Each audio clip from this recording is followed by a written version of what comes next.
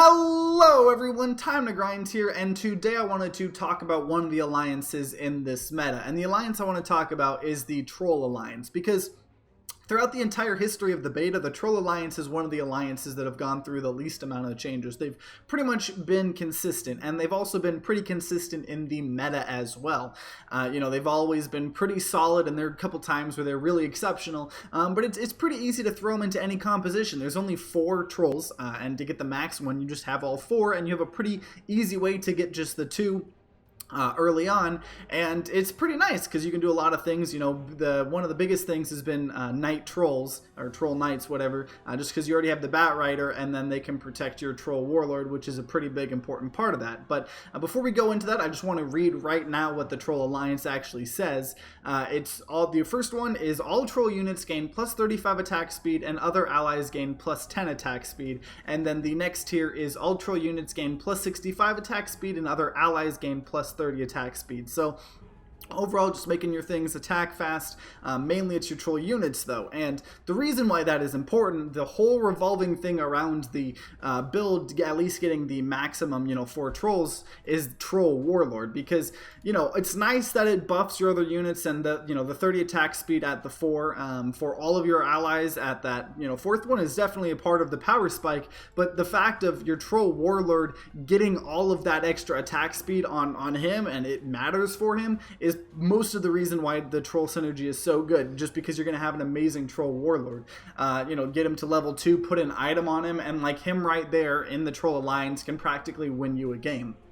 And that's the way it went. It was pretty solid. The part of that is because you have Bat Rider, which is one of the best tier 1 units in the game, a knight. Then you have another tier 1 shaman of Shadow Shaman. Then you have a tier 2 Witch Doctor, and the Witch Doctor is a warlock, and warlocks have been pretty consistent since the new change of them. Not just directly healing, but making the link healings. They've been pretty good since. So there's a lot of really cheap trolls. And then you have the one expensive troll, and that's kind of just been the whole troll. That's kind of their synergy. So now the only problem with that is, in this meta, there's two big changes which have kind of made trolls not necessarily as consistent and good. And the first change is the change of troll being moved from a tier 4 to a tier 5. So right now it's equivalent to getting a Medusa. Medusa's tier, or not Medusa, sorry, Tidehunter. Tidehunter's a tier 4 currently in this meta.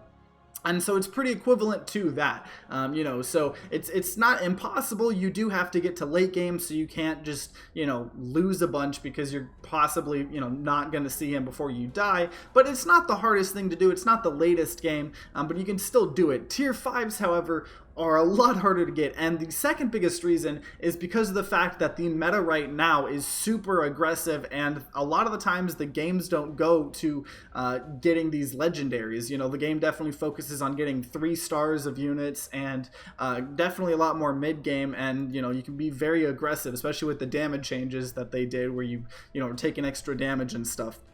So it pretty much, in 2 different ways, makes the time before getting the Troll Warlord even longer, and so long that there's a pretty decent chance you're not even going to see a Troll Warlord before you die, or even win if you're actually somehow doing good. And so because of that, it's kind of just broken the Troll Alliance. Obviously it still works if you do get late game enough to get the Troll Warlord. It's really good, and it's just as good as before, if not any better, because Troll Warlord is obviously a better tier 5. His tier 5 version is better than his tier 4, because of course he's a whole legendary now, a whole tier up, so he's going to be better. So if you can actually get trolls going, they are worth it. But the whole problem is it's very hard to do that. And while you're attempting to do that, not only are you just waiting, but you have to have 2 tier 1s and a tier 2 either on your bench or on the board, just taking up space. So if you already have these leveled up other early game trolls, you're probably not going to want to use them. You're not going to want to put them on the actual board itself, because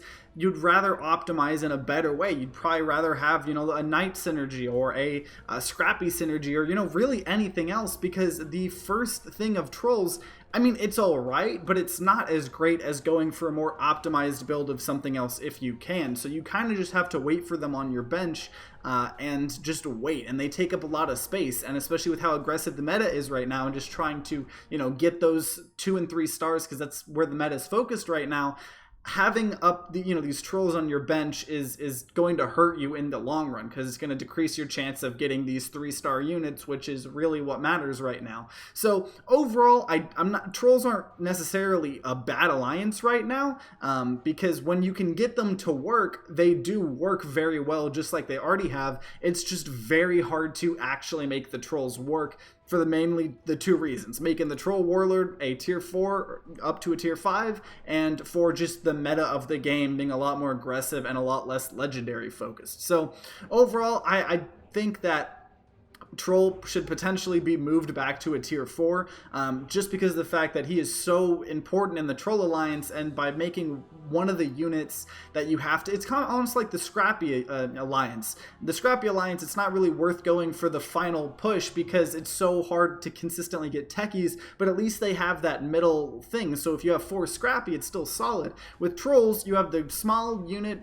thing, or you have the good one, and the good one is good because it has Troll Warlord in it. So I do think Troll Warlord should be moved back to a tier 4, and just, power level low down a lot, so you can actually get the Troll Alliance to work, because as of right now, I have very rarely seen the Troll Alliance go in full force. But overall, guys, I would love to hear your guys' opinions in the comments down below. Do you think trolls are actually amazing right now? Or, let me know. I like talking with you guys. And if you enjoyed this video, then consider leaving a like down below and subscribing to see more Underlords content, whether it be patch breakdowns or just meta analysis like this or news. And any and all of that. And if you guys are having a great day today, I hope you continue having a great day. If you guys aren't having a great day, I hope you guys start having a great day. But either way, guys, I hope you guys have a great rest of the day. See you guys next time.